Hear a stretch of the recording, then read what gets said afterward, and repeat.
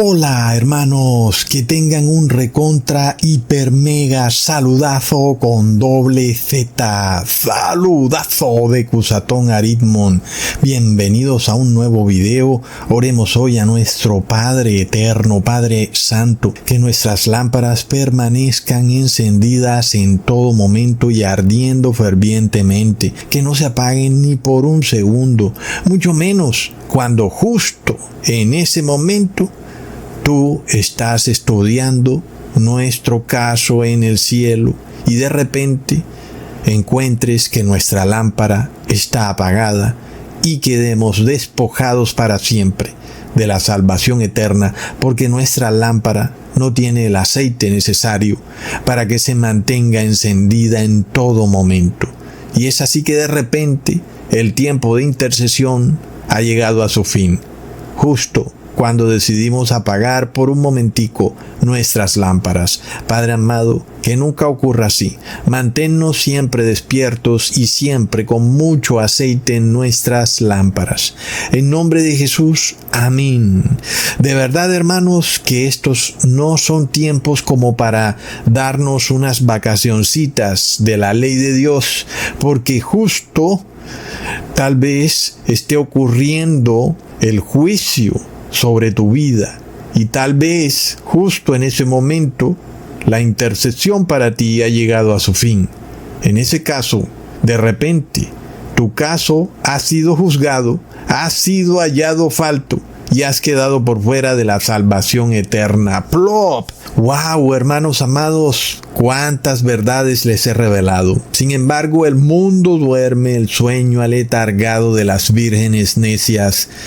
Y tal vez tú también estés dormido. Tal vez tú estás esperando que algo ocurra milagrosamente, que de repente un video de Cusatón salga en las noticias de las 7 de la noche. Tal vez tú esperas que la tierra se abra por la mitad para decidir que te vas a arrepentir.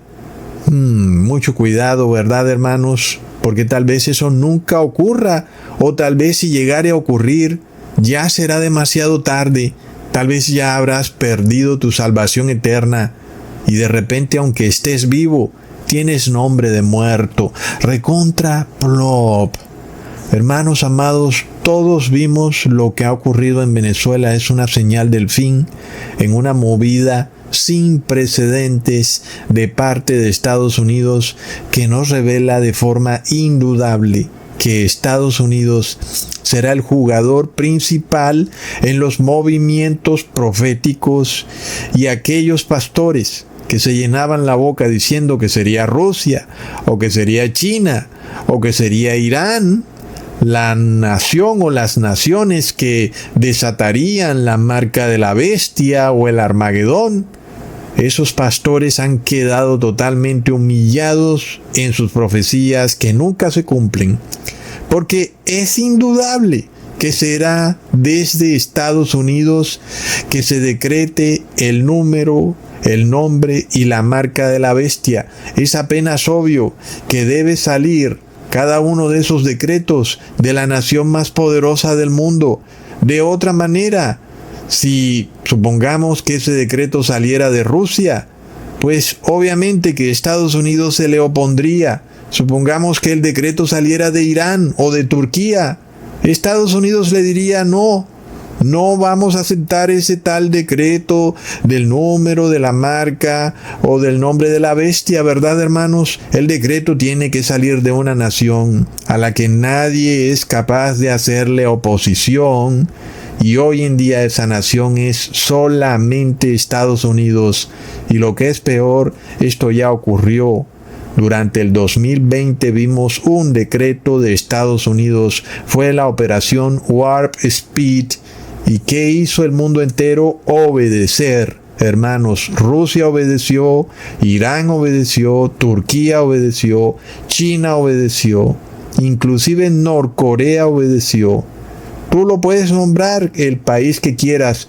Todos obedecieron, inclusive vimos algunos presidentes que se rehusaron a obedecer y fueron asesinados. Hermanos, bastante claro. Entonces todos los países del mundo tuvieron que someterse a la operación Warp Speed, decretada por Donald Trump en ese momento.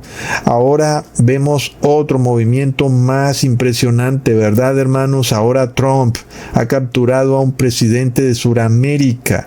Nunca se había visto tal cosa, pero todavía peor, bombardeando una capital de Sudamérica. Es algo impresionante y eso nos revela, hermanos, que Donald Trump realmente está jugando su papel como el moderno rey Ciro de Persia. Ustedes recuerdan que eso hace parte de una narrativa de la iglesia evangélica y de los pastores que han rodeado a Donald Trump, que le dicen que él es el moderno rey de Persia, y Donald Trump parece que se lo cree perfectamente. Leamos en Esdras capítulo 1 versículo 2, así ha dicho Ciro, rey de Persia: Jehová, el Dios de los cielos, me ha dado todos los reinos de la tierra y me ha mandado a que le edifique casa en Jerusalén, que está en Judá. Entonces es curioso esto, hermanos, que aquí en este pasaje bíblico vemos dos puntos claves.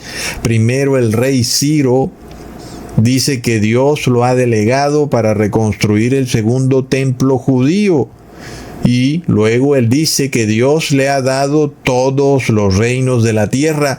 Es decir, que el rey Ciro de Persia era el que mandaba en el mundo entero. Es bastante claro. Todos los reinos de la tierra le pertenecían. Sin embargo, no hay ninguna profecía que diga que en estos tiempos habrá algún personaje político o un emperador o presidente que deberá reconstruir el tercer templo, mucho menos el concepto de una reconstrucción del tercer templo.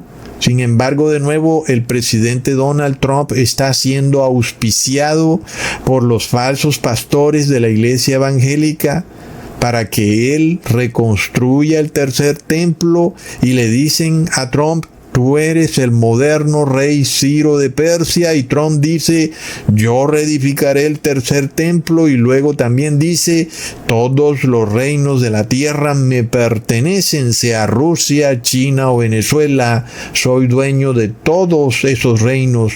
Todo lo que hay debajo de su suelo y arriba de su suelo me pertenece, dice Trump. Es de locos, ¿verdad, hermanos? El hombre se cree el moderno rey Ciro de Persia, pero la profecía dice que no se cumplirá, ¿verdad, hermanos? Recontra, hiper, mega, plop. Wow, hermanos. Ahora, si Trump quiere construir el tercer templo judío, tiene que atacar al país más radical en cuanto al Islam, porque no olvidemos que justo ahí, donde se pretende reconstruir el tercer templo judío, está la mezquita Al-Aqsa, o también llamada el Domo de la Roca. Es decir, primero hay que derribar ese templo sagrado del Islam, y para eso tienes que anular al país de Irán. Y resulta que Irán es uno de los países más productores de petróleo.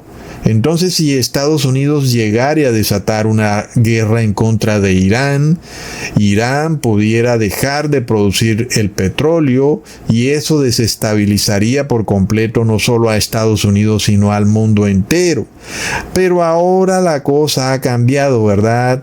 Ahora vemos un tremendo cambio en la geopolítica mundial, porque ahora Estados Unidos tiene en su poder todo el petróleo de Venezuela. Donald Trump es bastante claro cuando él lo dice, y no tiene temor de decirlo: todo el petróleo de Venezuela nos pertenece. De esta manera, Estados Unidos ya no tiene por qué limitarse a atacar a cierto país, sea Rusia, Irán o Turquía, que porque son grandes productores de petróleo, porque Estados Unidos ahora tiene al país que más petróleo tiene en el mundo, que es Venezuela. Recontra mega plop. Otro punto clave que tiene relación con el video pasado, hermanos, no olvidemos el dólar, el cual no está respaldado por el oro, pero ahora estaría respaldado por el oro negro. Estados Unidos tiene las reservas inagotables de oro negro de Venezuela y por tanto su moneda es la moneda fuerte. Tiene un respaldo fuerte, ¿verdad, hermanos? Es como si tuviera oro en la Reserva Federal, solo que ahora lo tiene es debajo del suelo de Venezuela, plop. Sin embargo, no olvidemos que la encíclica Laudato Si del Papa Francisco ordena a los presidentes y gobernantes del mundo a limitar la producción de petróleo. Tal vez eso sea lo que quiera hacer Donald Trump. Ya veremos cómo ocurren las cosas. Tal vez Donald Trump no quiere aumentar la producción de petróleo, sino que quiere limitarla y luego empobrecer a las demás naciones. Y resulta que Estados Unidos está muy feliz, lleno de petróleo. Bastante curioso todo lo que está ocurriendo y las movidas geopolíticas. Sin embargo, nosotros sabemos que Donald Trump está muy dispuesto a acatar las órdenes del Vaticano y sobre todo la conversión ecológica del Papa Francisco. Plop, hermanos. Así que de todas formas la movida de Donald Trump de bombardear a Venezuela nos muestra que se está iniciando un periodo de caos, de anarquía, de guerra. Hablamos de la Tercera Guerra Mundial a pedazos, como lo describió el Papa Francisco, y también hablamos de el Armagedón, ¿verdad, hermanos? Es tremendo. Todo esto también va de la mano con el jubileo de la redención planeado por el Papa León XIV, en el cual León XIV planea hacer una gran reunión ecuménica global justo desde el tercer templo judío, el cual deberá ser reconstruido justo a tiempo para el año 2033, cuando el Papa León XIV pretenda celebrar su jubileo de la redención en ese lugar. Es de locos. Entonces, hermanos, este jubileo de la redención, junto con los movimientos que está haciendo Donald Trump, son señales claras del fin, aun y cuando Trump quiera hacerse pasar como el moderno rey Ciro. Sus actos nos revelan una anarquía, un caos, y la anarquía es señal del fin, indudablemente. Así que vamos hacia un periodo de caos global. Estamos ingresando a ese periodo. Ese caos no solo va a ser entre naciones, sino dentro de las naciones se va a desatar un periodo de anarquía, de caos a nivel internacional y a nivel también nacional, ya sea en Estados Unidos como en otras naciones. Pero resulta, hermanos, que cuando vemos la fecha que ha dispuesto el anticristo para el jubileo de la redención, que es el año 2033, nosotros vemos, hermanos, que la Iglesia Católica declara que es el inicio del tercer milenio. Es decir, ellos saben algo, ¿verdad, hermanos? Ellos saben algo. Ahora, refiriéndonos al tercer milenio, es algo desconocido para la mayoría de cristianos y es lo que corresponde al concepto de 1000 años de paz y seguridad, los cuales, según los evangélicos, serán dirigidos supuestamente por Jesús, quien bajará del cielo y gobernará la tierra desde el tercer templo judío, junto con el Papa de Roma, y entonces ahí inicia ese gobierno de Jesús hacia las naciones, gobernando Jesús con vara de hierro. Entonces esta fecha del 2033 es muy curiosa porque es muy cercana con una fecha que nosotros ya hemos estipulado para la segunda venida de Jesús, que es en el 2031, pero para nosotros lo que está bastante claro en la Biblia es que Jesús no viene a establecer un reino aquí en la tierra, sino que viene a rescatar a su iglesia y a los 144,000 para llevárselos a la santa ciudad en el cielo, y será allí cuando celebremos el milenio de paz y seguridad con Jesús. Plop. Ahora, entre 2033 y 2031 hay solo 2 años de diferencia. Es decir, bueno, ¿cuál es el problema, verdad? La pregunta central, sin embargo, sigue siendo la misma a la final. ¿Cuándo se cumplen los 6,000 años de la historia de este mundo? Porque podemos hablar de 2033 y 2031, pero ¿será que en ese momento se cumplen los 6,000 años de la historia de este mundo? Ese es el punto clave, ¿verdad, hermanos? No solamente hablar de 2033 o 2031. A la final nosotros sabemos que efectivamente Jesús no fue colgado en el madero en el año 33 después de Cristo. Jesús fue colgado en el madero en el año 31 después de Cristo. Uno pudiera sumarle los 2 días mileniales o los 2000 años y podemos llegar al año 2031, está bien. Sin embargo, eso no nos da la certeza para saber cuándo se cumplen los 6,000 años decretados por Dios desde la creación de este mundo. 6 días mileniales, el 7º día es el milenio de reposo. El punto crucial para entender es ese, porque es lo que se ha declarado desde el principio. Leamos en Isaías capítulo 46, versículo 10, que anuncio lo por venir desde el principio y desde la antigüedad lo que aún no era hecho, que digo, mi consejo permanecerá y haré todo lo que quiero. En este caso, Dios hizo este anuncio, que Él creó al mundo en 6 días, y en el 7º día reposó y lo bendijo y lo santificó. Por tanto, el milenio de paz que ocurrirá en el cielo debe cumplirse al final de los 6,000 años, es decir, cuando se acaba el 6º día. Y este es el dato que no sabemos, ni nadie jamás ha podido descifrarlo. Obvio que jamás lo van a descifrar los sacerdotes católicos o los pastores evangélicos, porque ellos ni siquiera quieren leer la profecía. Por eso las grandes revelaciones de la palabra de Dios no han venido a través de esas personas o líderes religiosos, no han venido a través de evangélicos ni de católicos, ¿verdad? Mucho menos estas revelaciones han venido a través de judíos. Es un punto crucial, ¿verdad, hermanos? No han venido estas revelaciones a través de las grandes religiones del mundo. Eso es una señal clara que estas religiones han sido apartadas de la gracia de Dios. Y hermanos, ¿de dónde han venido estas revelaciones? Han venido de hombres humildes, desconocidos por el mundo, vistos como un don nadie por la mayoría de personas aún hoy en día. Recordemos a un hombre hoy en día aún totalmente desconocido que vivió durante los años 1830 llamado William Miller. Así es, William Miller no era adventista. Ahí hay una tremenda confusión con ese tema. De hecho, William Miller pertenecía a una religión que, bueno, no vale la pena hablar de ello, pero era algo que él mismo empezó a darse cuenta que no era su religión. Pero el hombre era estudioso de la Biblia. Y el hombre entonces un día se propuso calcular la fecha del fin del mundo.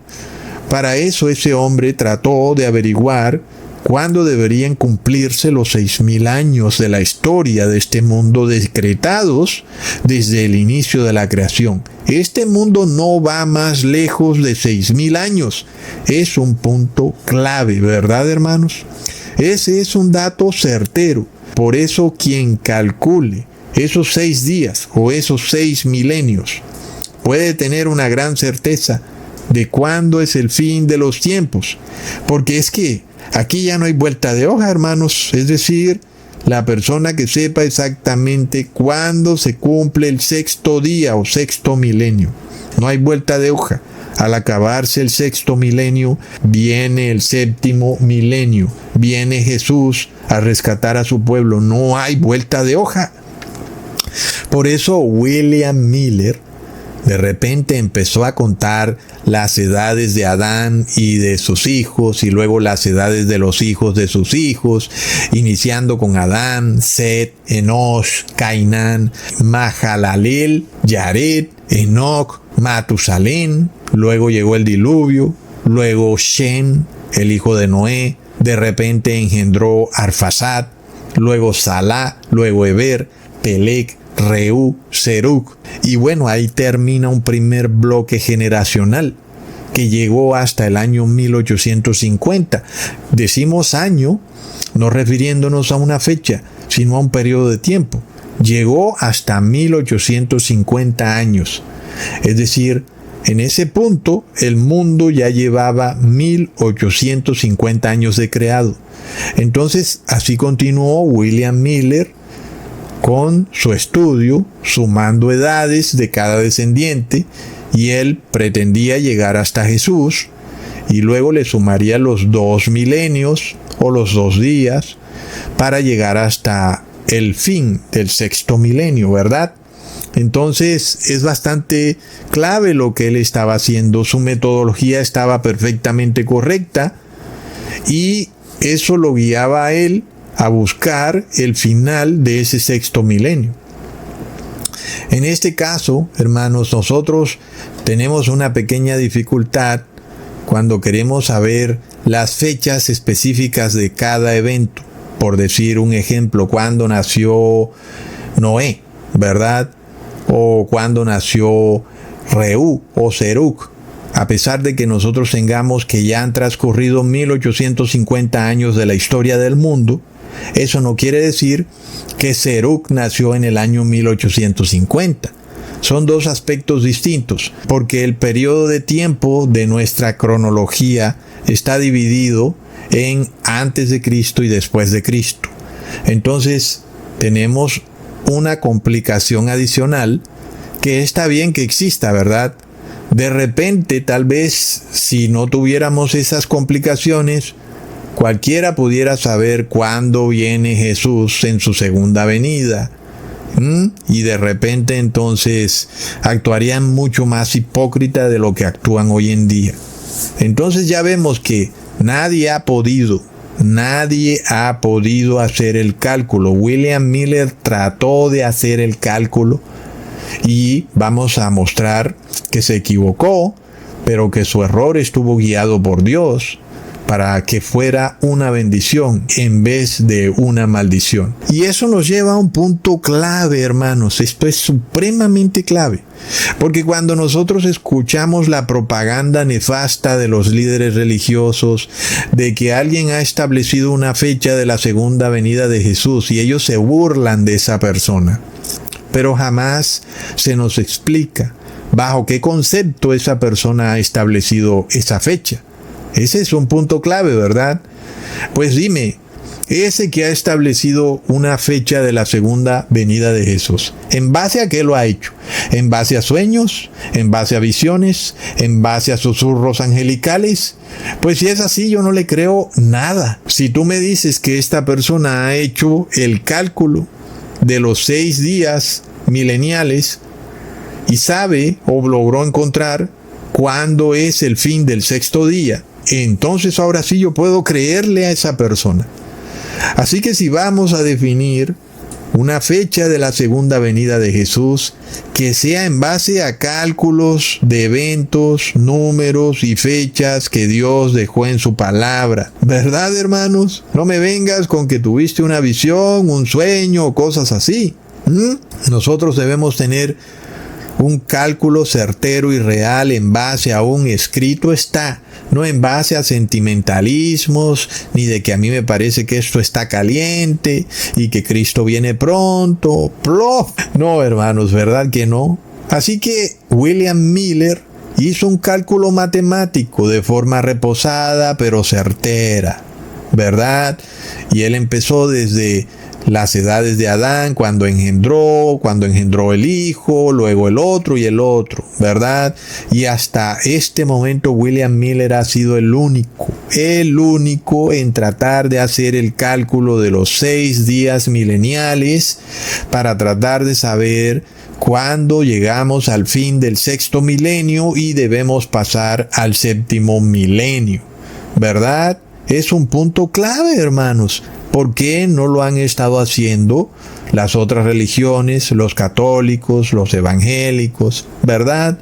Bastante curioso. ¿Y por qué también cuando escuchamos que alguien puso una fecha de la segunda venida de Jesús, no se nos explica en base a qué esa persona puso esa fecha?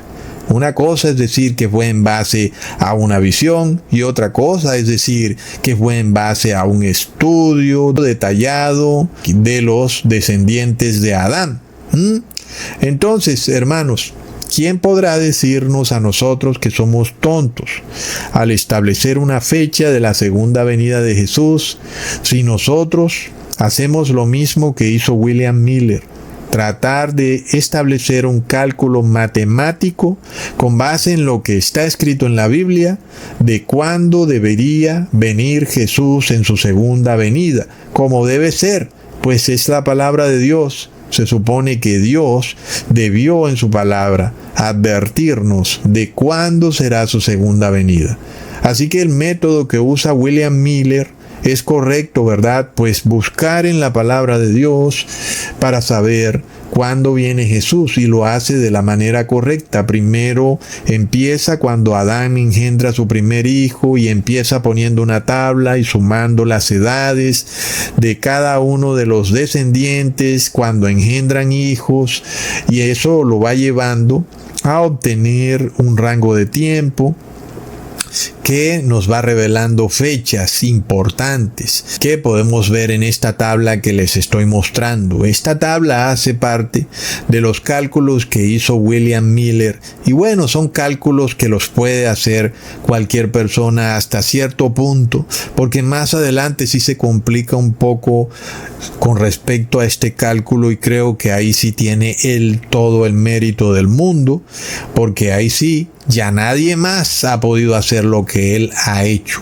Él ha sido hasta el momento el primero, sin embargo el hombre se equivocó.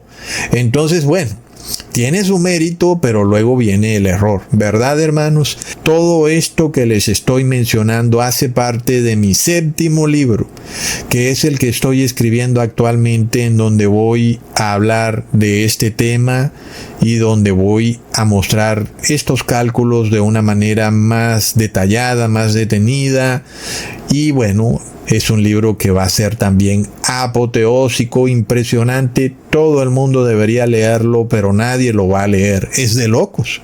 Ay, hermanos, esto es una cosa impresionante. Hermanos, entonces continuando con el siguiente bloque de cálculos que hace William Miller, aquí es cuando se complica un poco la cosa, porque él de repente toma otra ruta. Ya él no se sigue basando en los cálculos de las edades de cada persona que engendró un hijo, ¿verdad? Al principio él lo hace con el abuelo de Abraham, que se llamaba Nacor, quien recordemos que tuvo al papá de Abraham de 29 años. Y luego ahí como que se desvía un poco en su método y toma la edad del padre de Abraham, que se llamaba Taré, ya no para decir cuándo engendró a Abraham, ahora para decir que cuando Taré muere empieza el éxodo, ¿verdad? Entonces ahora él parte de un evento importante y distinto a simplemente alguien haber engendrado a su hijo y tomar la edad de cuándo engendró a ese hijo. Ahora el método cambia un poco. En este caso Taré muere a sus 205 años de edad, y como está claramente definido en la palabra, es en ese momento cuando Abraham sale de la tierra de Harán. Y ahí, en ese momento entonces, se cumplen 2084 años de la historia de este mundo.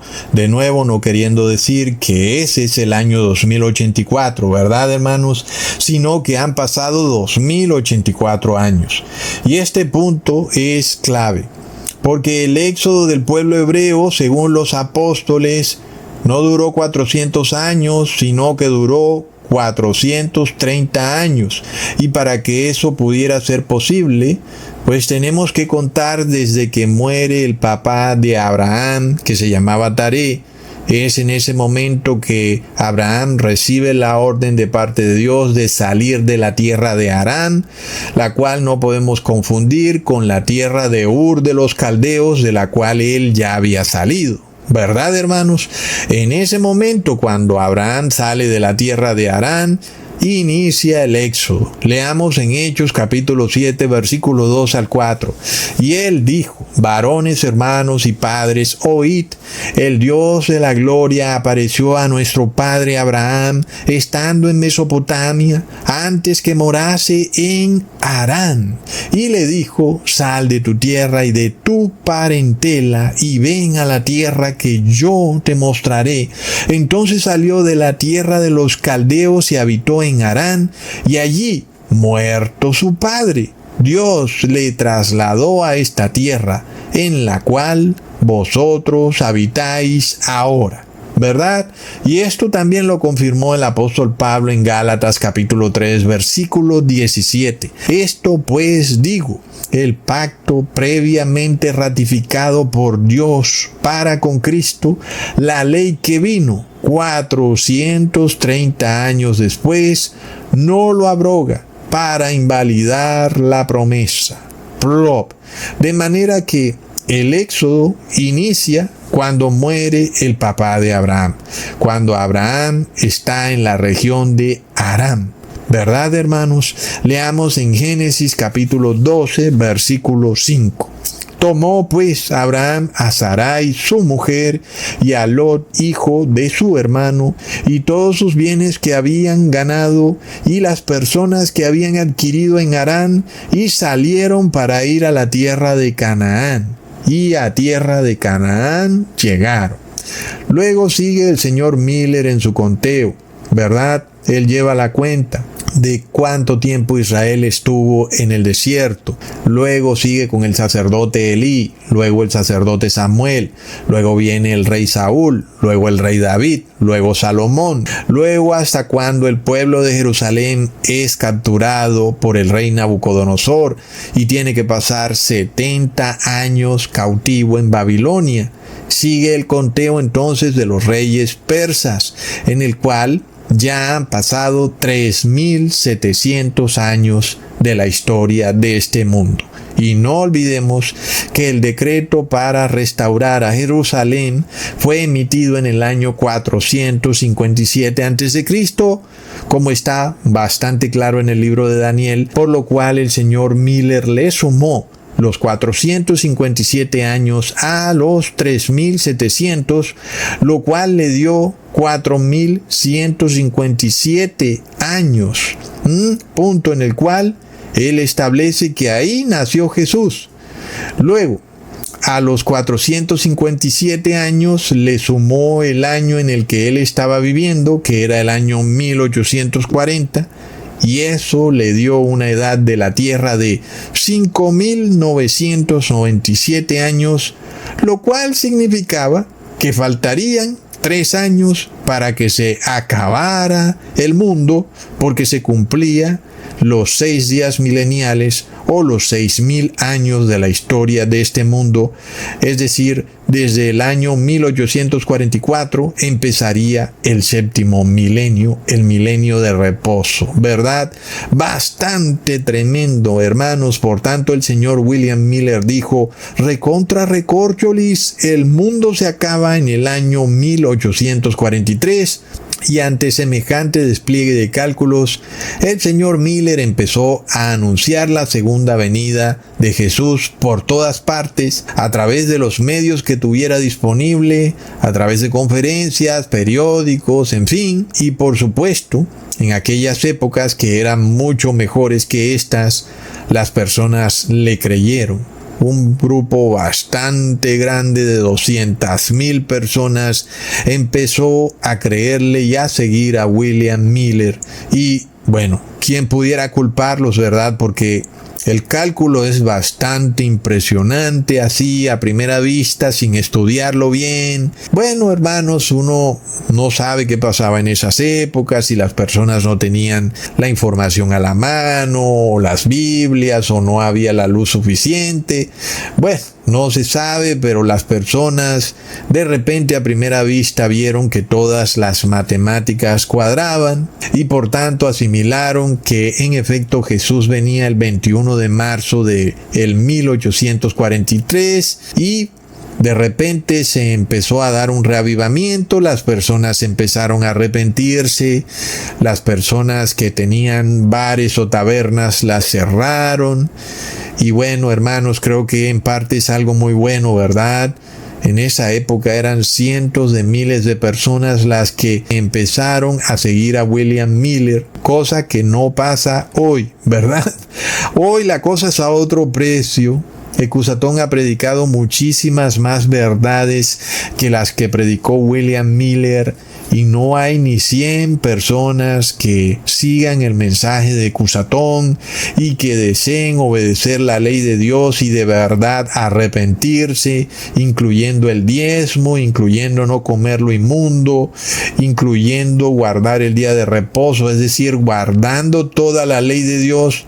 Son muy pocos los que quieren hacerlo y los que de verdad quieren arrepentirse, cosa que no ocurría en aquellas épocas, ¿verdad? Por eso sabemos que la gran multitud ya falleció.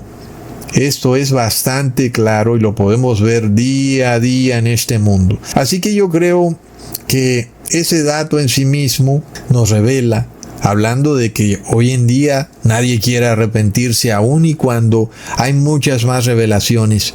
Ese dato de la poca cantidad de personas que hoy quieren arrepentirse nos revela que estamos a las puertas del fin del mundo.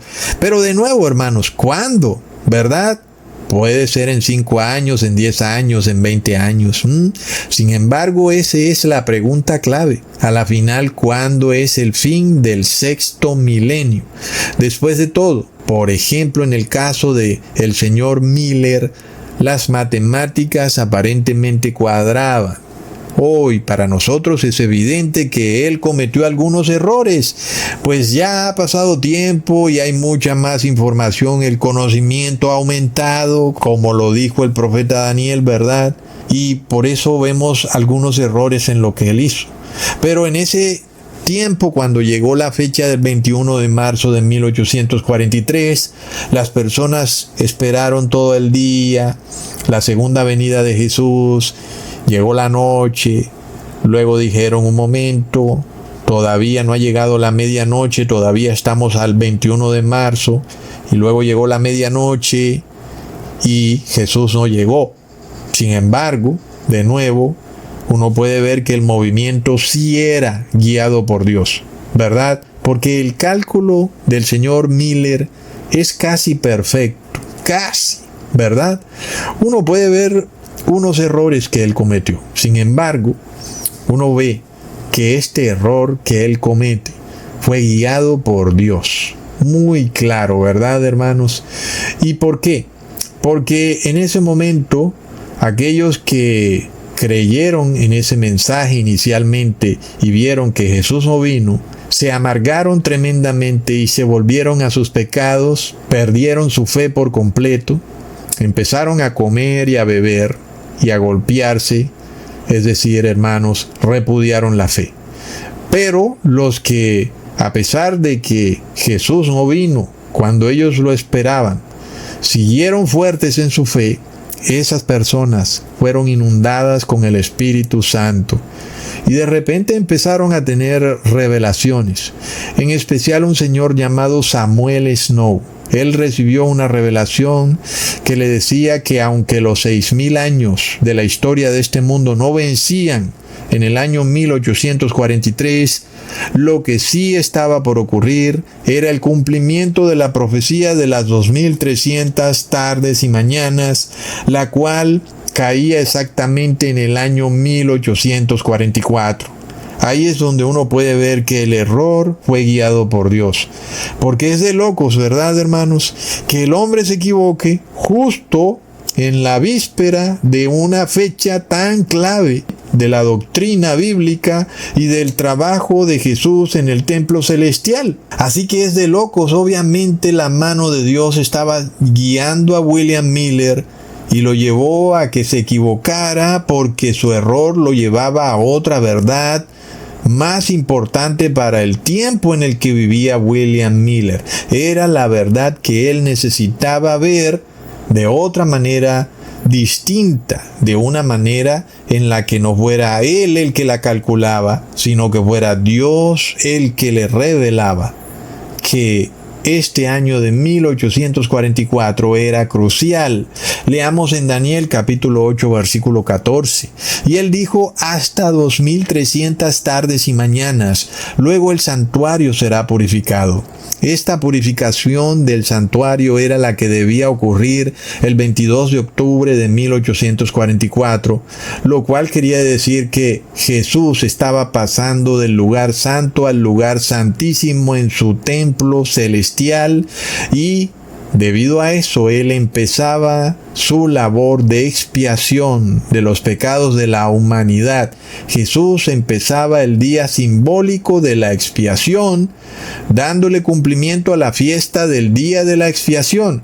Es decir, que ya Jesús no solo perdonaba los pecados de los hombres, sino que ahora purificaba el templo celestial de esos pecados, lo cual significaba que los pecadores tenían que arrepentirse ahora en vida y para siempre.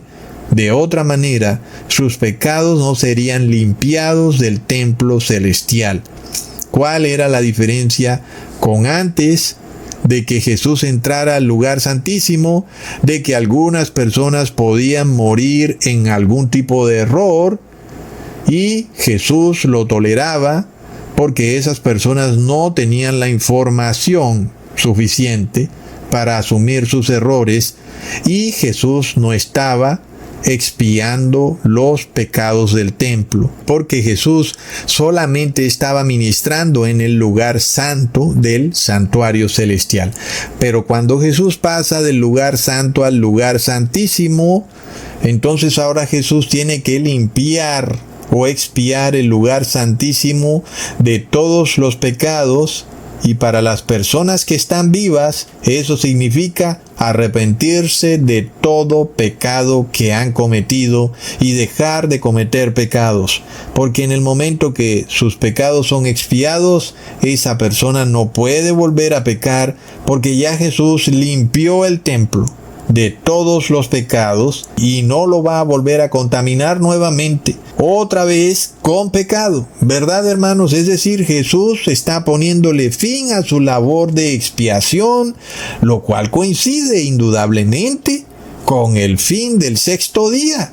Es apenas obvio, ¿verdad? Ahora nosotros vimos que todo esto coincide con la crisis del 666 que ocurrió durante el 2020 hasta diciembre del 2023, de manera que pudimos ver que ciertas personas recibían el número de la bestia y por tanto quedaban ya excluidas de su salvación eterna. Es decir, que el día de la expiación para esas personas ha llegado a su fin, aun y cuando esas personas siguen vivas, pero están ya despojadas de su salvación eterna debido a que nunca quisieron arrepentirse. Es de locos, ¿verdad, hermanos? Con todo y esto, volvemos a la pregunta. A la final, entonces, ¿cuándo se cumplen los 6,000 días? Porque si nosotros partiéramos de los 4,157 años obtenidos por el señor Miller como la fecha en que nació Jesús, y luego le sumamos los 2,000 años de los últimos 2 días mileniales, entonces, según eso, la historia de esta tierra debería continuar hasta el año 6,157, o si queremos tolerarlo, eso sería el año 2157.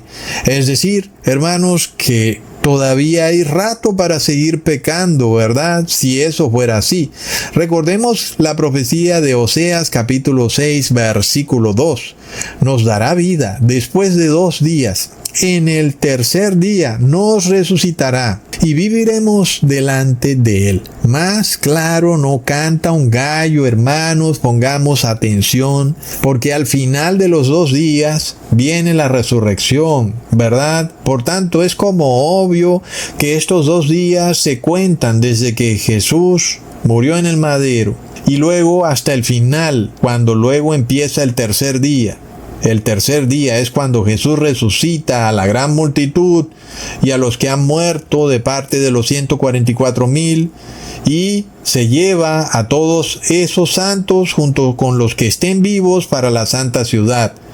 Pero si nosotros sumamos 4,157 y le sumamos 2,000, eso nos lleva al año 2,157 o al año 6,157. Y simplemente, hermanos, como que por ahora no viene Jesús, ¿verdad? Recontra mega plop. Ahora, nosotros vemos en la Biblia dos genealogías de Jesús. La primera la vemos en el libro de Lucas, la segunda en el libro de Mateo. Ambas genealogías tienen enfoques distintos, por lo cual los ateos y escépticos a lo largo de la historia como que han enloquecido al encontrarse con que a ellos les parece que hay contradicciones obvias, cuando lo obvio es que ellos son unos completos ignorantes. Es decir, hermanos, las genealogías de Lucas y de Mateo simplemente tienen enfoques distintos y por tanto buscan transmitir un mensaje distinto, cada una en sí misma.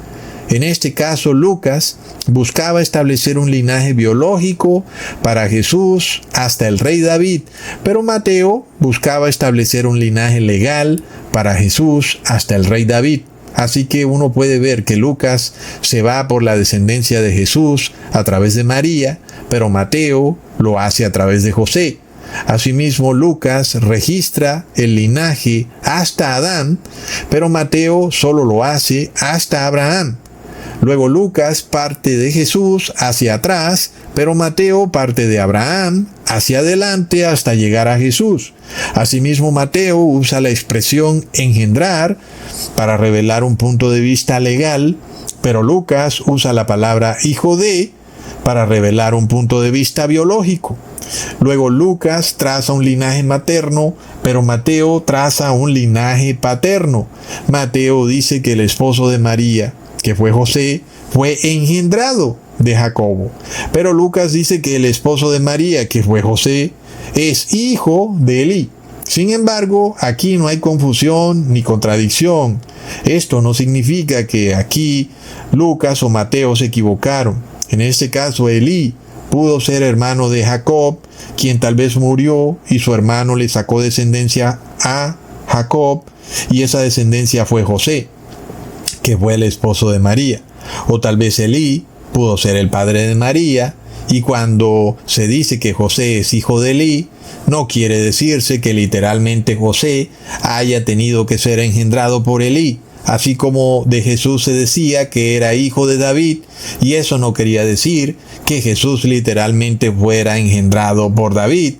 Así que finalmente uno puede ver que no hay contradicciones reales, sino simplemente dos puntos de vista totalmente distintos que buscaban transmitir dos ideas distintas. En este caso, hermanos, Lucas buscaba transmitir un mensaje literal, pero Mateo buscaba transmitir un mensaje simbólico. Entonces, uno puede ver que William Miller trató de usar la genealogía de Lucas para tratar de conocer la edad de este mundo y poder saber así cuándo sería la segunda venida de Jesús, pero ya vemos que no fue suficiente.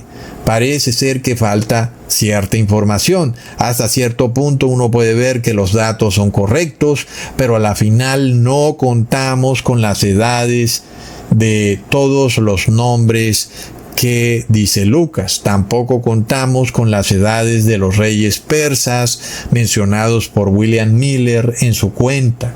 Y conforme él avanza, tampoco contamos con las edades de los reyes de Israel o de Judá de una forma exacta, ¿verdad? Entonces como que no es posible de esa manera como él hizo tener la información exacta y necesaria. Por eso en este video Ecusatón va a usar el linaje de Mateo, también un poco el linaje de Lucas, pero sobre todo el de Mateo. Y vamos a ver Ahora sí que vamos a calcular la edad de este mundo, y si lo hacemos, va a ser algo histórico, ¿verdad, hermanos? Porque nadie jamás lo ha podido hacer. Desde que el mundo inició hasta esta fecha, nadie lo ha logrado, y ahora nosotros lo vamos a lograr. Ecusatón lo va a revelar. Entonces leamos en Mateo capítulo 1, versículo 1 al 17. Abraham engendró a Isaac, Isaac a Jacob, y Jacob a Judá y a sus hermanos. Judá engendró de Tamar a Fares y a Sara. Fares engendró a Esrom y Esrom a Aram. Aram engendró a Aminadab. Aminadab a Nazón y Nazón a Salmón. Salmón engendró de Rahab a Booz, y Booz engendró de Ruth a Obed, y Obed a Isaí, y Isaí engendró al rey David. El rey David engendró a Salomón, de la que fue mujer de Urías. Salomón engendró a Roboam, y Roboam a Abías, y Abías a Asa. Asa engendró a Josafat, Josafat a Joram, y Joram a Uzías. Uzías engendró a Jotam, Jotam a Acaz, y Acaz a Ezequías. Ezequías engendró a Manasés, Manasés a Amón, y Amón a Josías. Josías engendró a Jeconías y a sus hermanos en el tiempo de la deportación a Babilonia. Después de la deportación a Babilonia, Jeconías engendró a Salatiel, y Salatiel a Zorobabel, y Zorobabel engendró a Abiud, y Abiud a Eliakim, y Eliakim a Azor, y Azor engendró a Sadoc, y Sadoc a Akim, y Akim a Eliud. Eliud engendró a Eleazar, Eleazar a Matán, Matán a Jacob, y Jacob engendró a José, marido de María, de la cual nació Jesús, llamado el Cristo. De manera que todas las generaciones desde Abraham hasta David son 14. Desde David hasta la deportación a Babilonia, 14. Y desde la deportación a Babilonia hasta Cristo, 14. Entonces, de Abraham a el padre de David, que se llamaba Isaí, hay 14 generaciones. De David hasta el rey Josías hay 14 generaciones. Sin embargo, resulta que Mateo omite 3 generaciones o 3 reyes que siguen después de el rey Joram, que son el rey Ocosías, el rey Joás y el rey Amasías. De esta forma, si nos apegáramos al texto, tendríamos que hablar de 17 generaciones, no de 14. Luego, desde el fin de la deportación a Babilonia hasta Jesús, hay 14 generaciones que van desde Jeconías hasta Jesús. Ahora, nosotros no olvidemos que el rey Nabucodonosor atacó por primera vez a Jerusalén en el año 606 a.C. Y luego transcurrieron 19 años hasta el último ataque, de un total de 3 ataques. Ese último ataque ocurrió entonces en el año 587 a.C. En ese momento fueron transportados todos los judíos a Babilonia, y allí quedaron cautivos por 70 años, según lo que ya había profetizado el profeta Jeremías. Leamos en Jeremías capítulo 29, versículo 10. Porque así dijo Jehová: cuando en Babilonia se cumplan los 70 años, yo os visitaré y despertaré sobre vosotros mi buena palabra para haceros volver a este lugar. Por tanto, hermanos, nosotros le restamos al año 606 a.C. los 70 años de cautividad en Babilonia, y eso nos lleva al año 536 a.C. Pero luego no olvidemos que solo fue hasta el segundo año del rey Darío de Persia que él reconfirmó el decreto que ya habían emitido el rey Ciro en su primer año de gobierno de reconstrucción del templo, decretando el fin de la deportación. Leamos en Esdras capítulo 3, versículo 8. En el año segundo de su venida a la casa de Dios en Jerusalén, en el mes segundo, comenzaron Zorobabel, hijo de Salatiel, Jesúa, hijo de Josadac, y los otros sus hermanos, los sacerdotes y los levitas, y todos los que habían venido de la cautividad a Jerusalén, y pusieron a los levitas de 20 años arriba para que activasen la obra de la casa de Jehová. Y luego, alguien pudiera decirme, Cusatón, pero yo no veo que ahí esté el rey Darío, ¿verdad?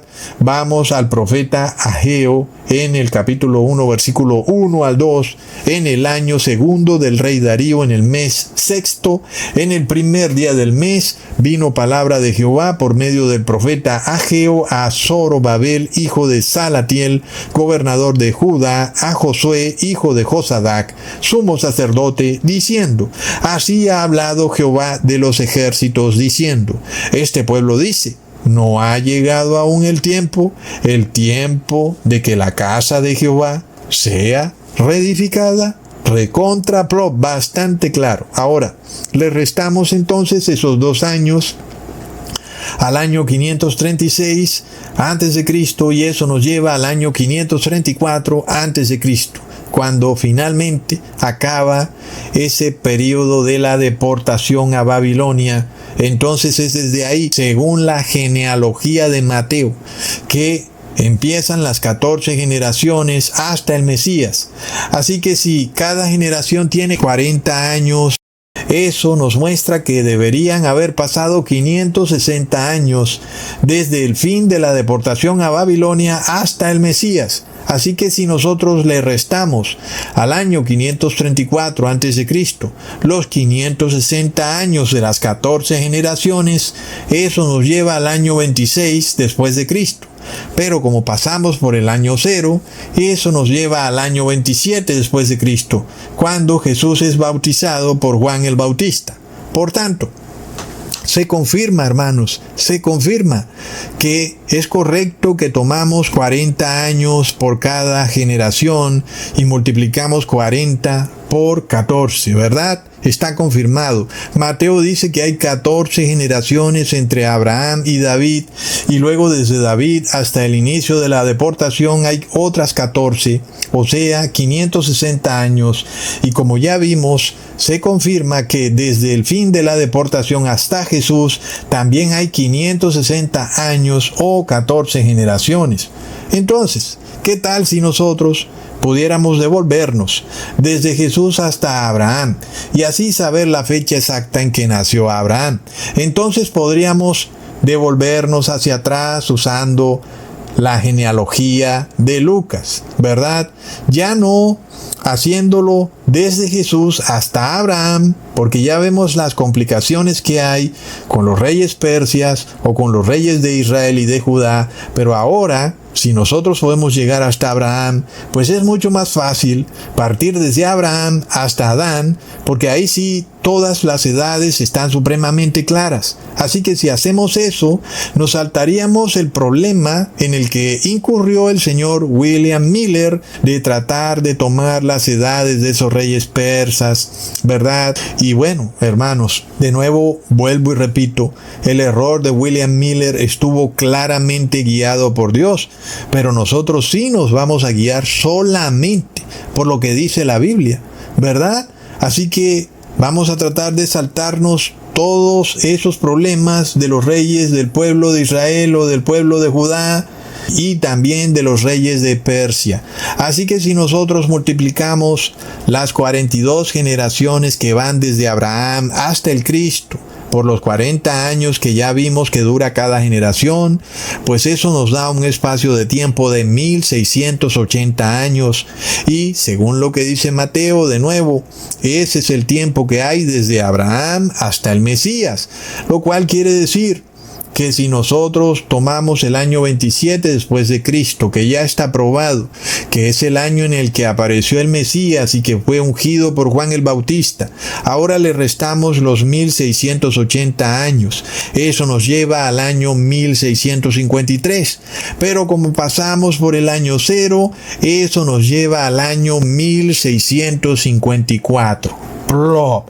Sin embargo, los eruditos saben que Abraham vivió alrededor del año 2000 antes de Cristo. Es como lo que más o menos uno puede leer en la historia del mundo, ¿verdad? Así que ya de primerazo uno puede ver que esta fecha de 1654 antes de Cristo para definir que en esa época nació o vivió Abraham, como que simplemente no concuerda. Uno puede ver que el número es demasiado reducido para lograr llegar hasta los 4000 años de la historia de este mundo, aunque a la final nosotros no vamos a forzar aquí ningún número, pero si nosotros no podemos encontrar nada distinto a lo que encontró William Miller, entonces Ecusatón no ha hecho nada y este video no serviría para nada, ¿verdad?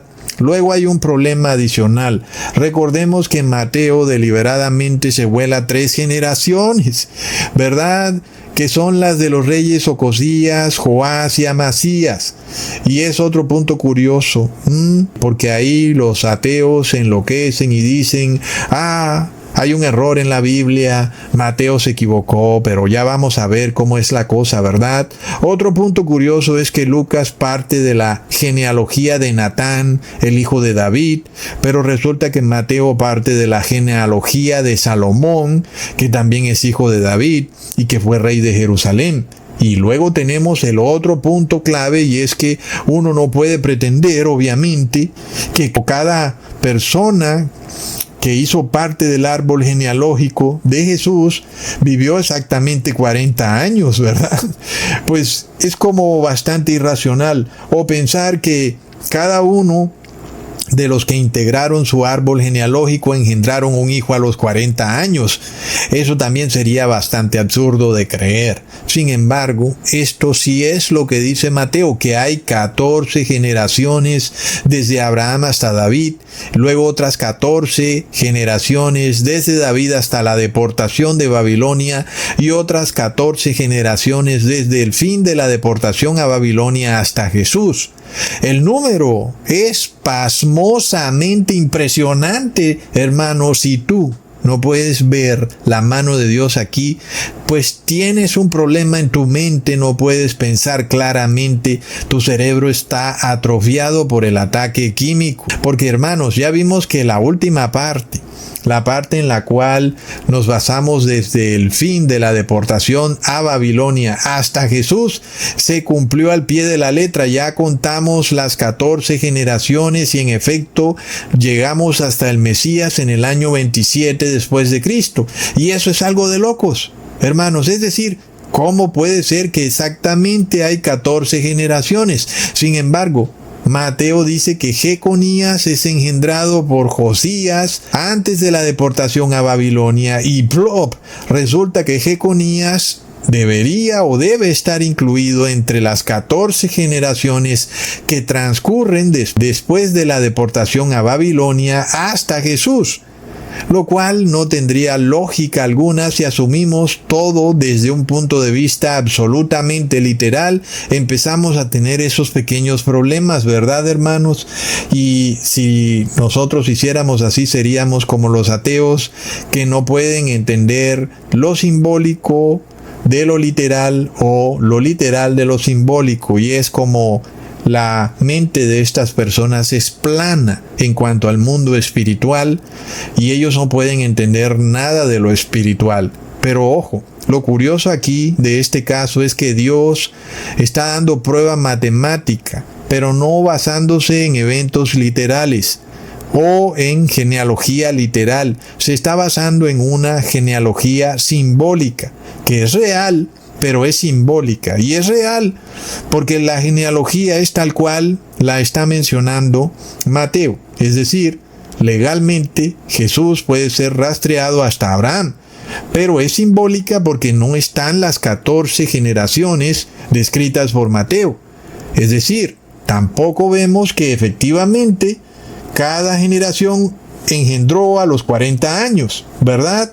Entonces, hermanos, nosotros estamos acostumbrados en nuestra vida diaria a que las matemáticas solo se cumplan en el mundo literal, pero ¿qué pasa cuando también pueden cumplirse en el mundo espiritual?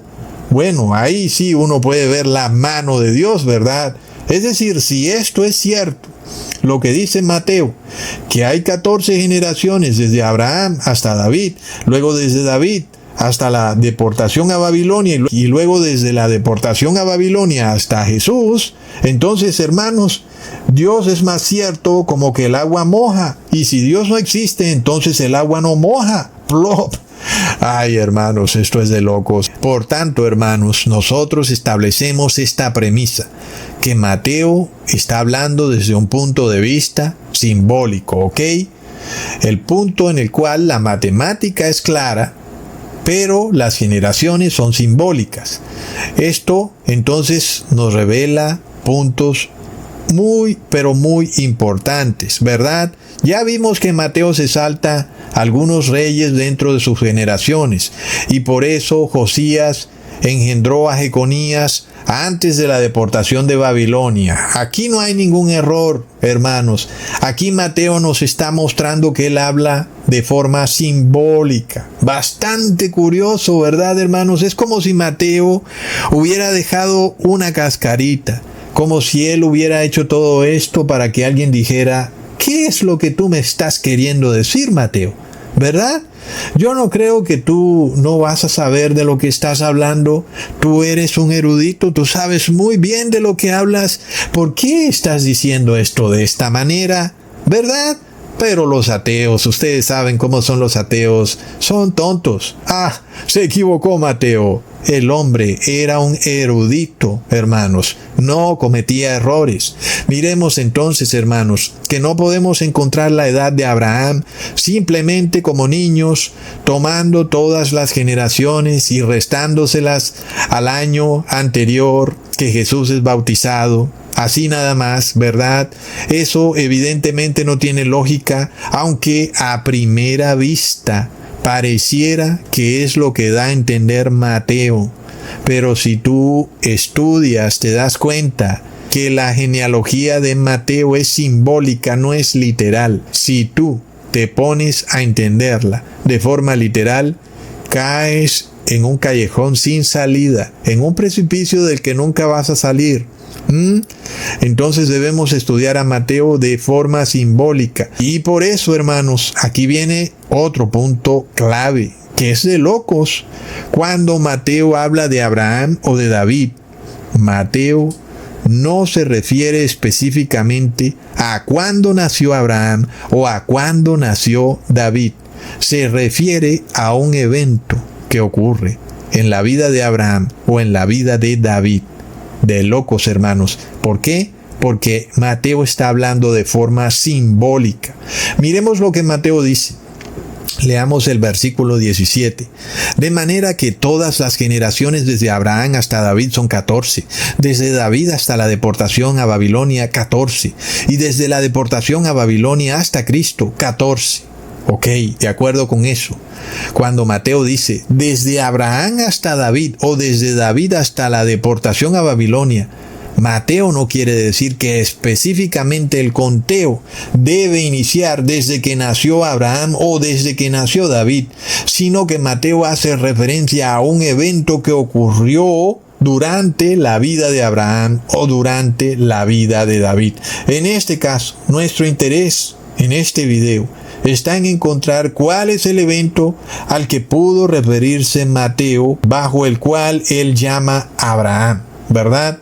Mateo hace referencia a Abraham como hace referencia a la deportación a Babilonia. Es un evento, ¿verdad, hermanos? Él nos está refiriendo a justo el momento en que Abraham nace. En mi concepto, hermanos, este evento al que se refiere Mateo es cuando Abraham sale de Aram, es decir, cuando muere su padre. Hasta ese punto, la genealogía está perfectamente clara en la Biblia. Todavía no ha venido el periodo de reyes de Israel o de Judá, ni tampoco de los reyes de Persia, que es en lo que se basó William Miller para hacer su cálculo de los 6,000 años y lo que luego desató un error, pero que fue guiado por Dios, porque luego ellos vieron otra verdad bastante clara. Se desató un reavivamiento. durante estos años 1840 al 1844. Esto fue lo que dio origen al movimiento adventista, como era apenas de esperarse. Ante tal descubrimiento, las personas de verdad creyeron que Jesús estaba por venir. Después se dieron cuenta que lo que se estaba cumpliendo era la profecía de los 2300 años o 2300 tardes y mañanas. Hoy la cosa es a otro precio, ¿verdad? Hoy en día esta información que les estoy mostrando le importa a muy poca gente. Y es un cumplimiento de la profecía de Jesús, quien dijo que su segunda venida sería como en los tiempos de Noé, donde solo se salvaron 8 personas. Y en estos tiempos finales parece que no se salvarán más de 1000 personas. Recontra, hiper, mega, plop. Ok, hagamos el cálculo nuevamente. El año 1 es el año de la creación. En ese momento Adán es engendrado. Luego Adán engendra a Set a sus 130 años. Luego Enos, luego Cainán, luego Mahalalel, luego Yaret, luego Enoc, luego Matusalén, luego Lamec. Y ahí se han cumplido 1056 años de la creación de este mundo. Es decir, hermanos, que va el primer milenio o primer día. No olvidemos lo que dijo el apóstol Pedro. Leamos en 2 de Pedro capítulo 3 versículo 8. Mas, oh amados, no ignoréis esto, que para con el Señor un día es como 1000 años y 1000 años como un día. Y el mandamiento dice: 6 días trabajarás y al 7º día reposarás. Es decir, que el pueblo de Dios trabajará en este mundo por 6 milenios. Pero en el 7º milenio reposaremos y subiremos a la santa ciudad con Jesús para reposar con Él por 1000 años. Sin embargo, los líderes religiosos del mundo dicen: no. Ustedes se quedan aquí en esta tierra celebrando conmigo el jubileo de la redención en el 2033. Recontra mega plop. Hermanos, luego el diluvio se desata a los 600 años de la vida de Noé.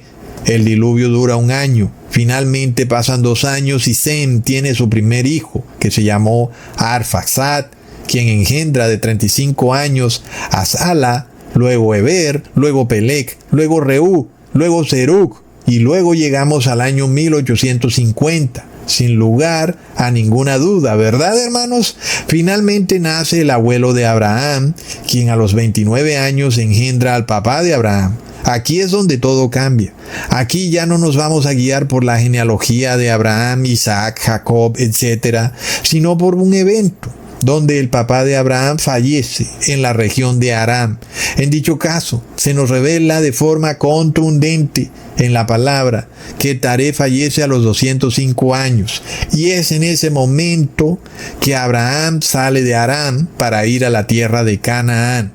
Es ahí entonces que empieza el éxodo, no desde que el pueblo de Israel sale de Egipto, sino desde que Abraham sale de Aram. Hiper mega plop. En este caso, 1879 años que han transcurrido, ¿verdad? Sumándole los 29 años a los 1850 que llevábamos antes, eso nos lleva al año 2084. Ya estamos en el segundo día de trabajo, ¿verdad, hermanos? Aquí hay otro punto de locos que tal vez sea tema para otro video, hermanos. Cada día de la creación marca un acontecimiento cataclísmico que estremece al mundo de forma radical. Eso es otra prueba de que al 6º día algo va a ocurrir que va a cambiar para siempre nuestras vidas y el destino de este mundo. Hiper mega recontra plop. El primer día de la creación termina con el inicio del diluvio y el segundo día de la creación termina con el inicio del éxodo. ¡Wow, hermanos! Es de locos. Ahora, recordemos que ya el apóstol Pablo nos dijo que el pueblo hebreo duró cautivo en Egipto por 430 años. Así que si le sumamos eso a los 2084 años que ya han transcurrido, eso nos lleva a 2514 años. Ahora, volviendo a la genealogía de Mateo, quien dijo que desde Abraham hasta el Mesías habrían 42 generaciones. Y como ya vimos, nosotros tomamos la duración de cada generación de 40 años, eso nos lleva al valor de 1680 años para las 42 generaciones. Si tomamos ese valor y se lo sumamos a los 2514 años que ya han transcurrido, eso nos lleva hasta el año 4194. Que sería el momento en que se cumple el cuarto día o el cuarto milenio. ¿Qué pasó en ese día? Algo tremendamente cataclísmico. Jesús es bautizado. Probémoslo, hermanos, ahora a ver si esto es verdad. Al año 27 antes de Cristo le restamos las 42 generaciones desde Jesús hasta Abraham, que dan 1680 años. Eso nos da 1653 años. Pero recuerden que cuando pasamos por el año 0, tenemos que sumarle un año. Y eso nos lleva al año 1654. A eso le sumamos los 430 años que duró el Éxodo. Y eso nos da 2084, que es exactamente la fecha en que muere Taré, el papá de Abraham. Recontra plop. Ahora, si nosotros le sumamos los 2000 años al periodo de 4194 años, eso nos lleva al año 6194, que sería algo así como el año 2194. Si nosotros tomamos este periodo de tiempo de 4194 años como el año 0, y por tanto, ¿qué pasa aquí? Es decir, la historia de este mundo todavía dura mucho más, inclusive hasta el año 2194. Sin embargo, no olvidemos que Jesús dijo lo siguiente en Mateo capítulo 24, versículo 22. Y si aquellos días no fuesen acortados, nadie sería salvo, mas por causa de los escogidos, aquellos días serán acortados. La gran pregunta es, ¿de dónde deberán ser acortados esos días, verdad, hermanos? Bueno, pues deberían ser acortados de los 4194 años. Pero ¿cómo los recortamos? Miremos el primer día, el cual ocurrió en el año 1056, justo antes del diluvio. Uno puede ver que hay un desfase de 56 años, ¿verdad? Porque un día es como 1000 años. Pero ahora aquí vemos 1056 años, así que hay un desfase. Y por tanto el milenio no es exacto, deberían ser 1000 años exactos. Vamos para el segundo día, el cual ocurrió en el año 2084, justo antes del Éxodo, el cual tiene un desfase de 84 años. Y de esta forma, pues no está el segundo milenio exacto, que debería ser de 2000 años, pero que es de 2084 años. Luego vamos al tercer milenio, el cual ocurrió en el año 3027. De nuevo aquí hay otro desfase de 27 años. El tercer milenio debería ser solo de 3000 años, pero es de 3027. Si recortamos todos esos desfases y luego los sumamos, es decir, 56 más 84 más 27, eso nos da 167 años de desfase. Estos serían los días que tendrían que ser recortados o acortados de los 4194 años. ¿Verdad, hermanos? Porque de nuevo, si tomamos los 2 milenios que faltan, que son 2000 años, y se los sumamos al cuarto milenio que está desfasado porque está en 4194, tendríamos que traernos ese desfase para el fin de los tiempos, y por tanto el fin del mundo sería en el año 2194 o 6194, ¿verdad? Entonces nada cuadra, porque a la final falta mucho para que Jesús venga en su segunda venida. Pero si ahora recortamos los días y tomamos el año 2194 y le recortamos los años de desfase del primero, segundo y tercer milenio, que son 167 años, eso nos da el año 2027. Hiper, mega, recontra, plop. Si le restamos los 2 últimos días de la profecía del profeta Oseas al año 2027, es decir, le restamos 2 milenios, eso nos devuelve al año 27 después de Cristo. exactamente el año en que Jesús fue bautizado por Juan el Bautista. Es de locos, hermanos. Es apoteósico. Nunca nadie había calculado esto, pero Ecusatón tuvo que abstenerse de comer comida inmunda, de tomar licor, de ver televisión, de reuniones familiares, de reuniones con amigos, etcétera, etcétera, etcétera, y mil etcéteras más. Pero creo que ha valido la pena, ¿verdad, hermanos? 1000 veces más ha valido la pena. Es tremendo. Ahora, yo no pienso que el fin del mundo llegará en el año 2027, pero una cosa sí es cierta. En esa fecha se cumple el 6º milenio de manera exacta. Hermanos, sin lugar a dudas, cualquier tiempo que siga después de ese periodo, hermanos, es tiempo prestado. Ahora sí retumban las palabras de Jesús cuando dijo, el tiempo se ha cumplido, ¿verdad? Literalmente, matemáticamente el tiempo se cumple, porque aquí ya no hay un cálculo a medias. Aquí hemos probado que la Biblia es indudablemente la palabra de Dios, y también hemos probado que el fin del mundo es inminente. Ahora, es muy probable que en el año 2027 o 2028 ocurra más bien el derramamiento final del Espíritu Santo de Jesús, descrito en la Biblia como la lluvia tardía. Y es muy probable también que el fin del mundo ocurra entre el año 2031 y el año 2033.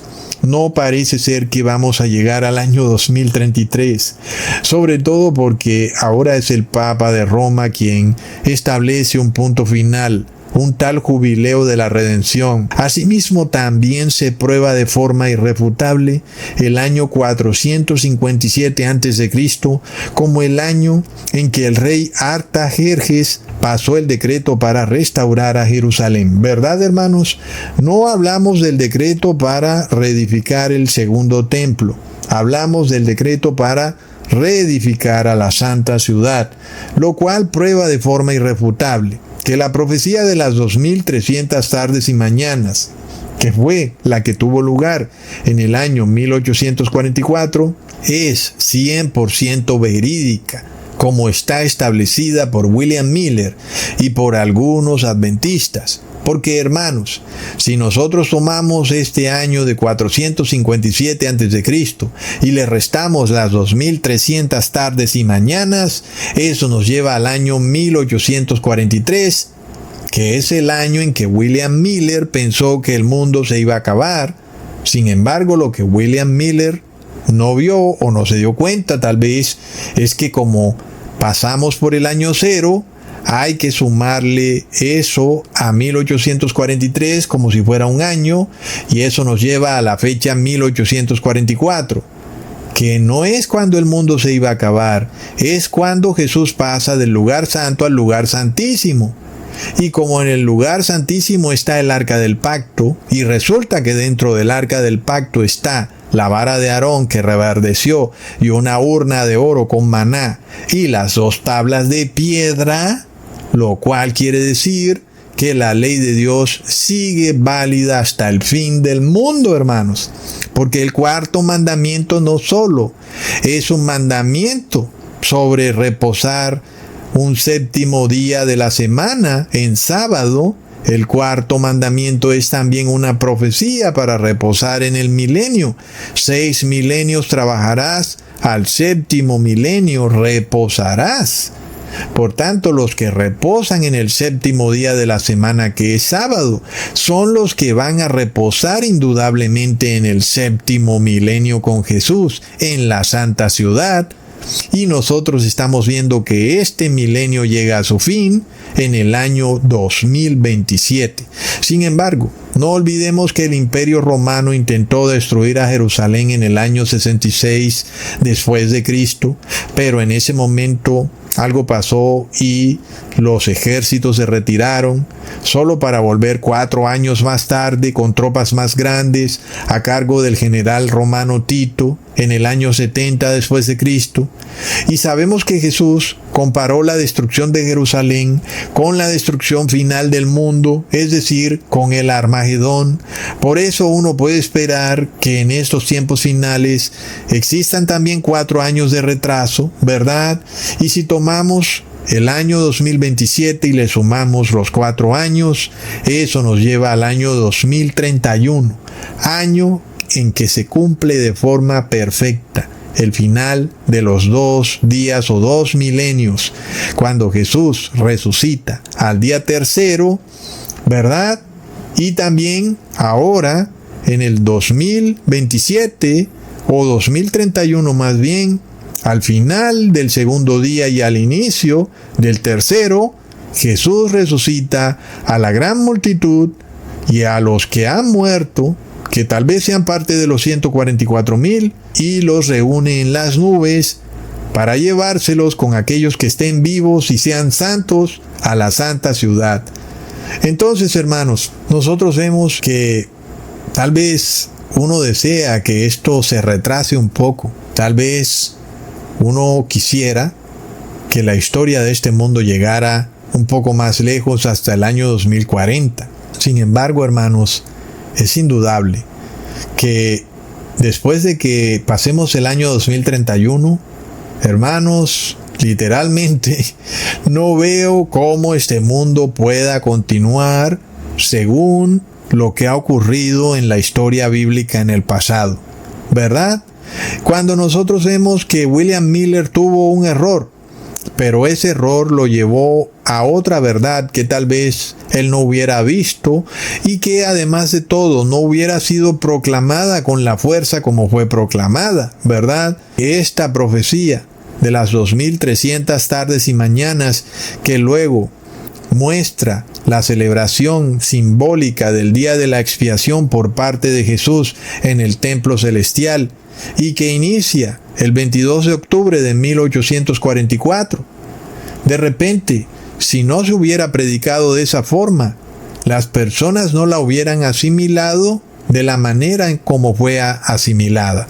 Tal vez nos hubiera creado ese reavivamiento de las personas por guardar toda la ley de Dios como debe ser, ¿verdad?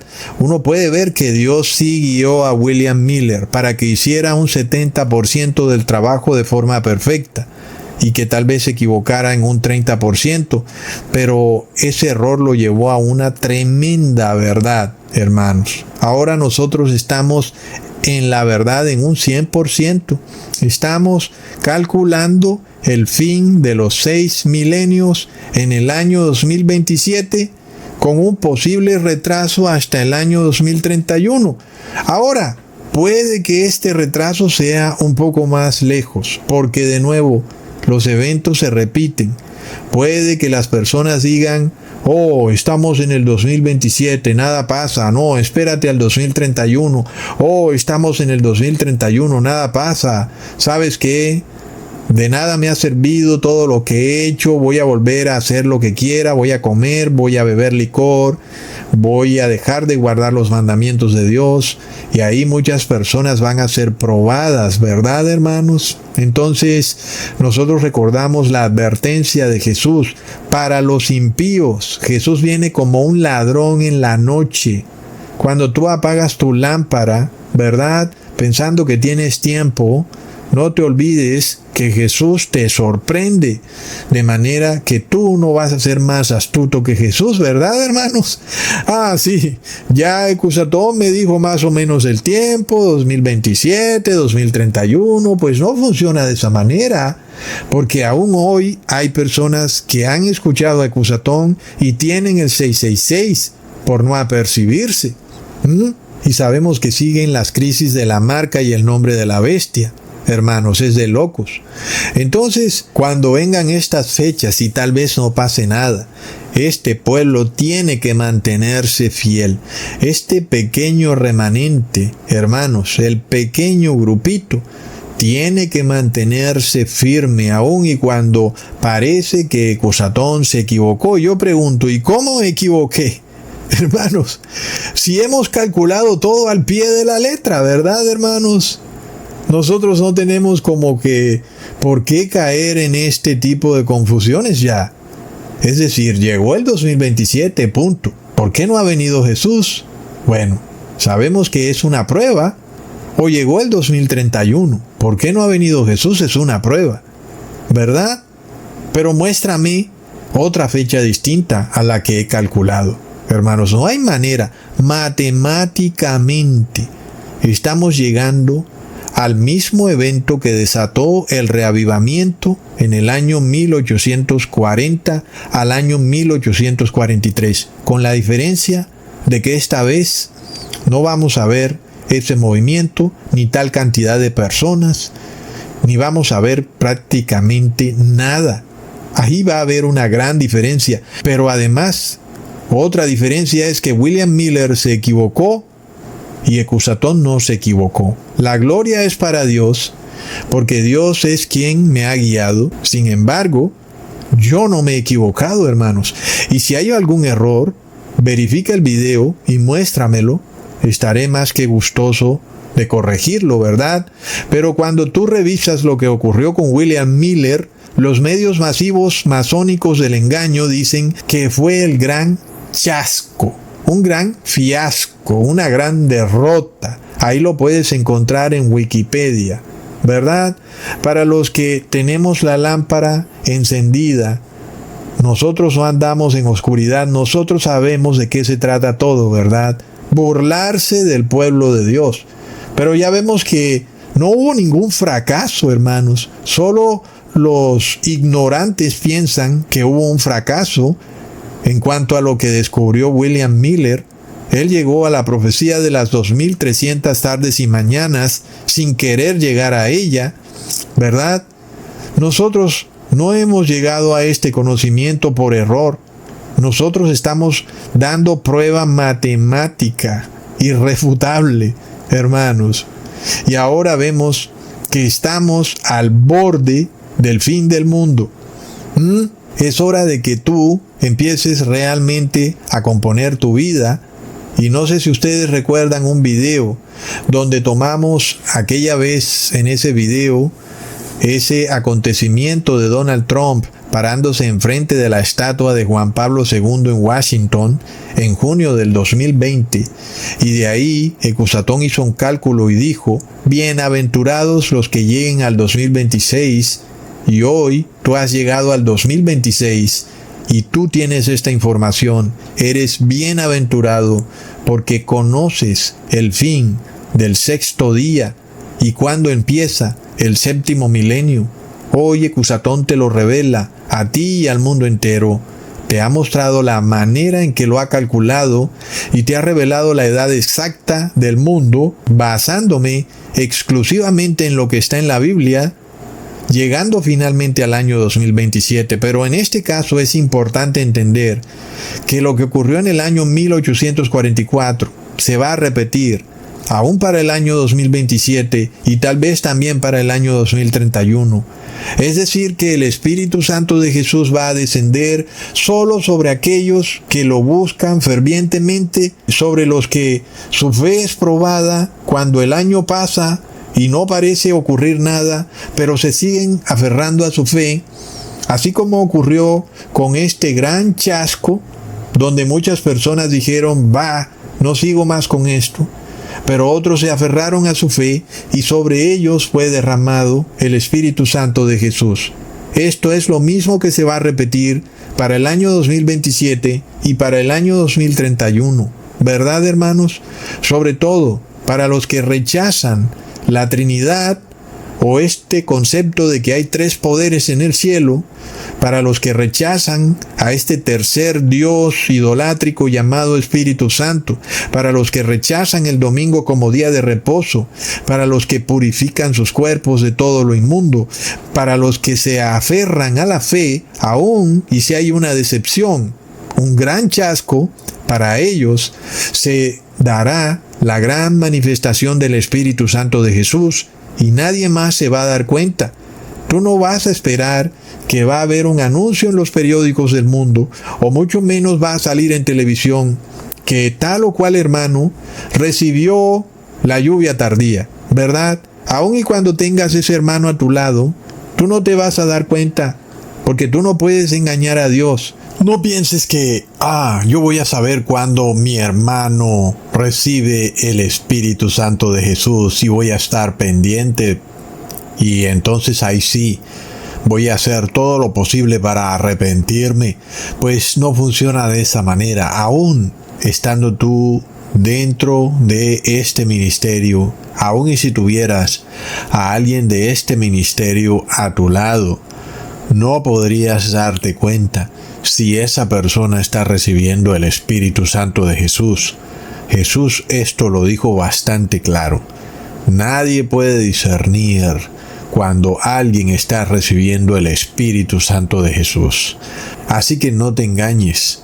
Sobre esta transformación espiritual no vas a ver anuncios en los periódicos, ni mucho menos vas a ver en la televisión a pastores o sacerdotes hablando de esto.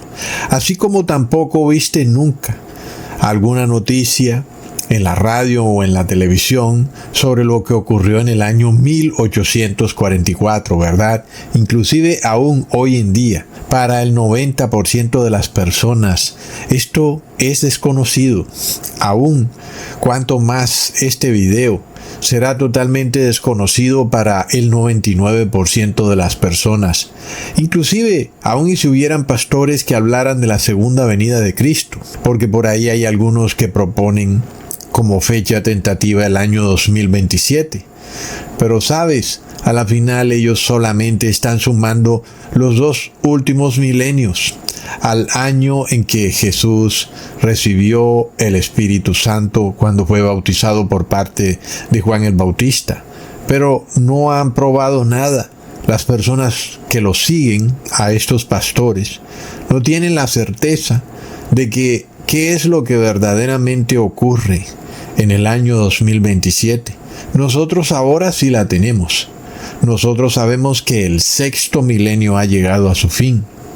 Y a la final de nuevo, si el 2027 pasa y luego pasa el 2031 y no ha venido Jesús, para nosotros es rotundamente claro que el tiempo se acabó, hermanos. Literalmente los 6 días que Dios reveló desde el principio de su creación han llegado a su fin, tal como el ángel lo dijo cuando Ecusatón escuchó un susurro de voz que decía: ya no hay más tiempo. No escuché una fecha, no escuché un año, pero sí escuché que ya no hay más tiempo. Leamos en Apocalipsis capítulo 10, versículos 6 al 7. Y juró por el que vive por los siglos de los siglos, que creó el cielo y las cosas que están en él, y la tierra y las cosas que están en ella, y el mar y las cosas que están en él, que el tiempo no sería más, sino que en los días de la voz del 7º ángel, cuando él comience a tocar la trompeta, el misterio de Dios se consumará, como él lo anunció a sus siervos los profetas. Tremendo, hermanos, y aquí nosotros no podemos jamás olvidar esto. Siempre que ocurre un cambio de milenio o de día milenial, aquí en esta tierra algo va a cambiar por completo la vida, no solo tuya, sino de millones de personas.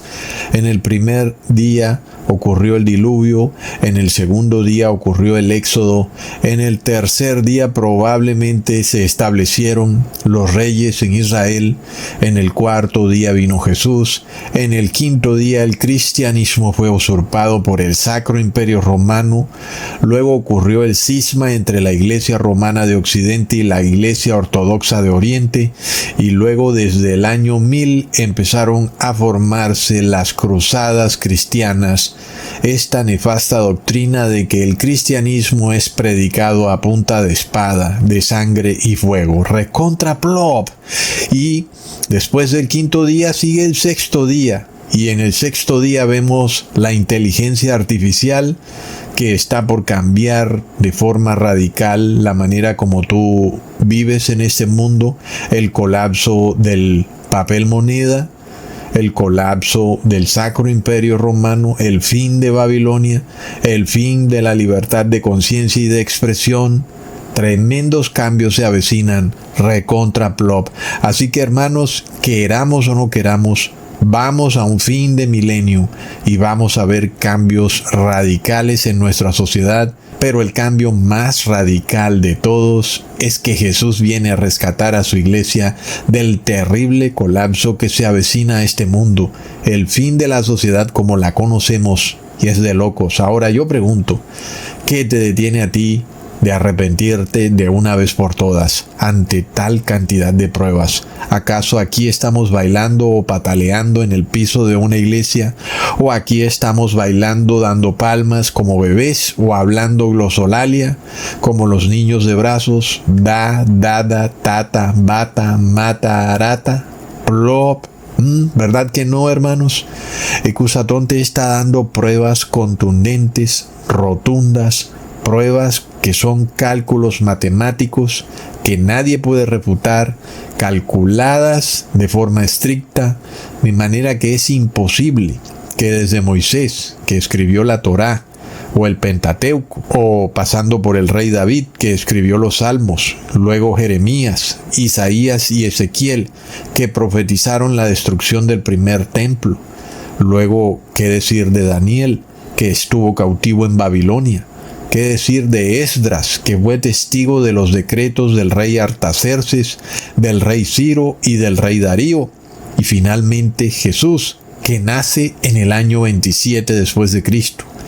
Y luego Mateo, que es la cereza del pastel, nos deja en su evangelio una clave para poder descifrar este acertijo, que el mundo fue creado hasta su final, tal cual como lo dijo Dios, en 6 días, y en el 7º día viene Jesús a rescatar a su iglesia.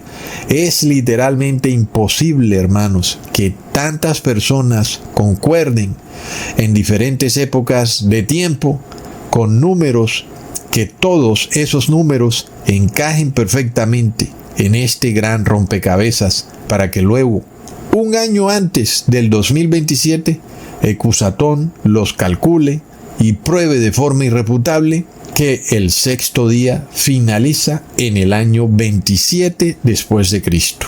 Impresionante, hermanos. Ahora, si tú a estas alturas te preguntas por qué yo doy por sentado que en el año 27 después de Cristo Jesús fue bautizado, bueno, recordemos la profecía de las 70 semanas de Daniel. Leamos en Daniel capítulo 9, versículo 24 al 25. 70 semanas están determinadas sobre tu pueblo y sobre tu santa ciudad, para terminar la prevaricación y poner fin al pecado y expiar la iniquidad, para traer la justicia perdurable y sellar la visión y la profecía, y ungir al santo de los santos. Sabe, pues, y entiende que desde la salida de la orden para restaurar y edificar a Jerusalén hasta el Mesías príncipe habrá 7 semanas y 62 semanas. Se volverá a edificar la plaza y el muro en tiempos angustiosos. Hermanos, como sabemos, esa salida de la orden para restaurar y edificar a Jerusalén ocurrió de forma innegable en el año 457 a.C. El profeta luego nos dice que transcurrirán 62 semanas más 7 semanas para un total de 69 semanas, hasta el Mesías príncipe. No olvidemos ahora que la semana tiene 7 días y que cada uno de esos días es un año profético. Así que si multiplicamos 7 por las 69 semanas, eso nos da 483 años proféticos.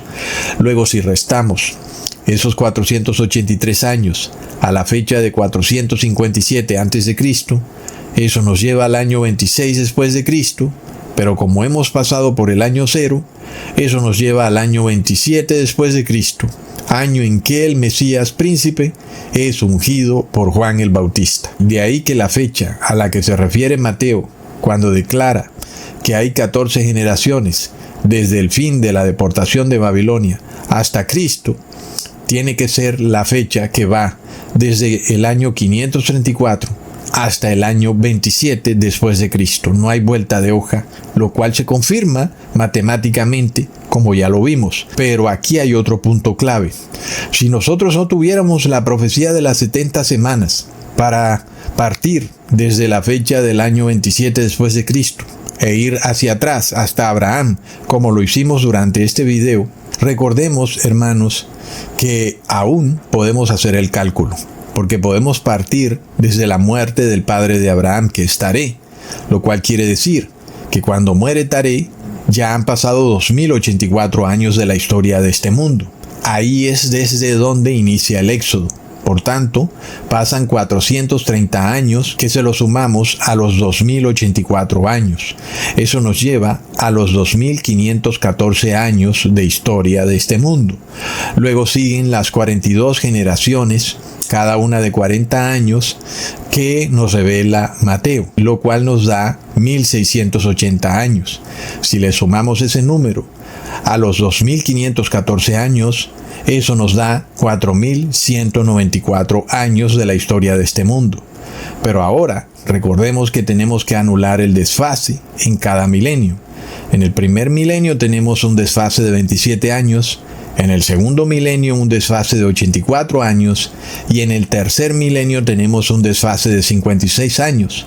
Si sumamos todo eso, eso nos da 167 años y si se lo restamos a los 4194 años, eso nos da 4027 años. Es decir, hermanos, que el año 27 después de Cristo es confirmado usando la genealogía de Mateo, sin tener ni siquiera que usar la profecía de las 70 semanas, ni otros cálculos que hemos usado en el pasado para llegar al mismo resultado, cuando por ejemplo hemos usado la edad de construcción del segundo templo o la edad de algunos emperadores o gobernadores de la época para llegar a el año 27 después de Cristo. Sin embargo, ahora nosotros lo hemos calculado solamente usando la genealogía de Mateo. Pero además, si sumamos 2000 años a el año 4027, eso nos lleva al año 6027, que es el mismo año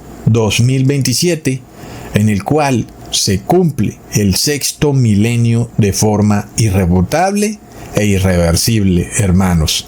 Así que el que quiera irse con Jesús, que se apriete bien el cinturón y se amarre bien los zapatos, porque esto es contundente e irrefutable.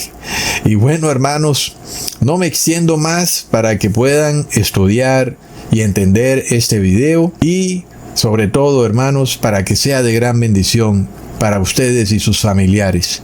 Mi oración es que en este sábado santo, en este séptimo día de la semana, ustedes hayan recibido una gran bendición. No solo para ustedes, sino para sus familias y amigos. Que el Padre Eterno los bendiga por siempre y para siempre. En nombre de Jesús. Amén. Les mando un gran abrazo y un saludazo. Hasta pronto, hermanos amados.